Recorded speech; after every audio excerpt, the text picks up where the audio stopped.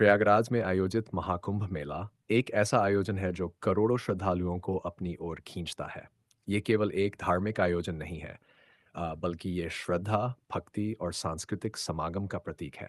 लेकिन 6 जनवरी 2025 को इस मेले में घटी एक घटना ने सभी को स्तब्ध कर दिया। ये कहानी केवल एक आग की घटना नहीं है, बल्कि इससे जुड़े संघर्ष, संवेदनशीलता और मानवता की मिसाल भी है। प्रारंभिक दिन, ये ठंडी सुबह थी और श्रद्धालु बड़ी संख्या में संगम में डुबकी लगाने के लिए उमड़ रहे थे। मेले का वातावरण भक्तिमय था। चारों ओर मंत्रोच्चार, घंटों की आवाजें और गंगा यमुना के संगम पर उमड़ी भीड़ अपनी आस्था की गहराई में डूबी हुई थी। सेक्टर 99 में जहां गीता प्रेस का कैंप लगा था, वहां रात से ही कई श्रद्धालु ठहरे हुए थे। यह स्थान हमेशा से अपने धार्मिक साहित्य और भक्ति संगत के लिए प्रसिद्ध रहा है। श्रद्धालु वहां बैठकर कथा सुन रहे थे, भोजन बना रहे थे और अपने अनुभवों को साझा कर रहे थे। आग की शुरुआत दोपहर करीब 2:30 बजे सेक्टर 9 के कैंप में अचानक हल्का धुआं उठता दिखा। किसी ने ध्यान नहीं दिया, क्योंकि उस समय लोग अपने अपने कार्यों में व्यस्त थे। लेकिन कुछ ही मिनटों में धुआं बढ़कर लपटों में बदल गया।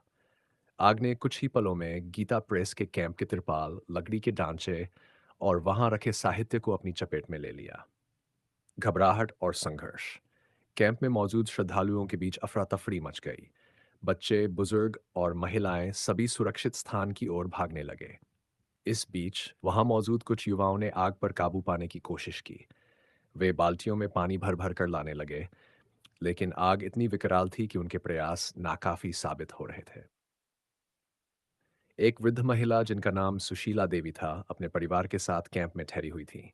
उन्होंने रोते हुए कहा, हमने अपनी पूरी जिंदगी की पूंजी इस यात्रा में लगाई।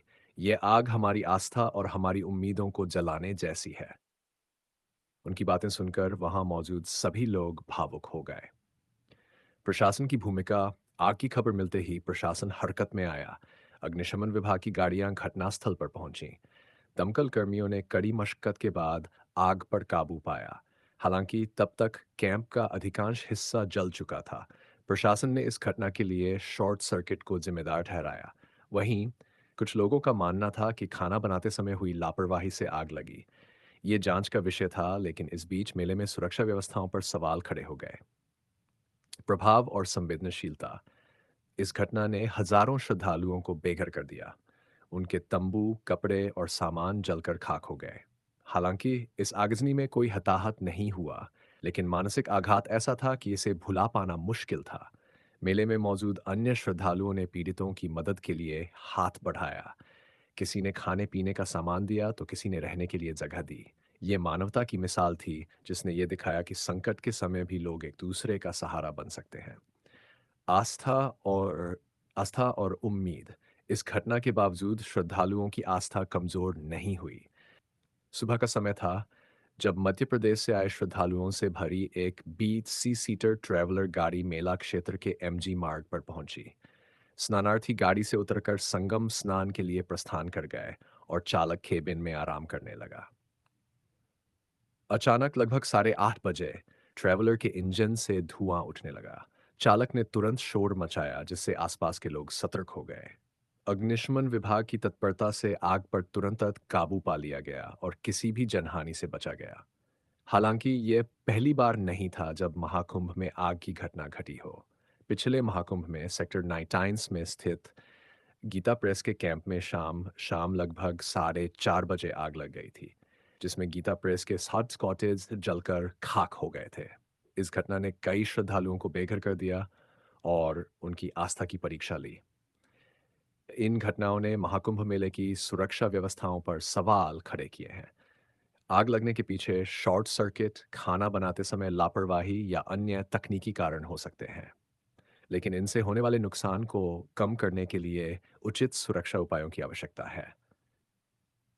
प्रशासन को चाहिए कि वह मेले में अग्निशमन सुविधाओं को मजबूत करे ताकि भविष्य में ऐसी घटनाओं से बचा जा सके। महाकुंभ में आने वाले श्रद्धालुओं के लिए ये एक भावनात्मक यात्रा होती है, जहां वे आस्था की डुबकी लगाते हैं और आत्मिक शांति की खोज करते हैं। लेकिन ऐसी घटनाएं उनके अनुभव को कड़वा बना देती हैं। आवश्यक है कि सभी संबंधित पक्ष मिलकर मेले को सुरक्षित और सुखद बनाएं, ताकि श्रद्धालु बिना किसी भय के अपनी आस्था को मजबूत कर सकें। यह भावनात्मक कहानी अगर आपको अच्छी लगी हो तो कमेंट करके अपनी राय दें और चैनल को ज़्यादा से ज़्यादा सब्सक्राइब करें, शेयर करें, लाइक करें। फिर मिलते हैं नेक्स्ट कहानी में। आप सभी का धन्यवाद।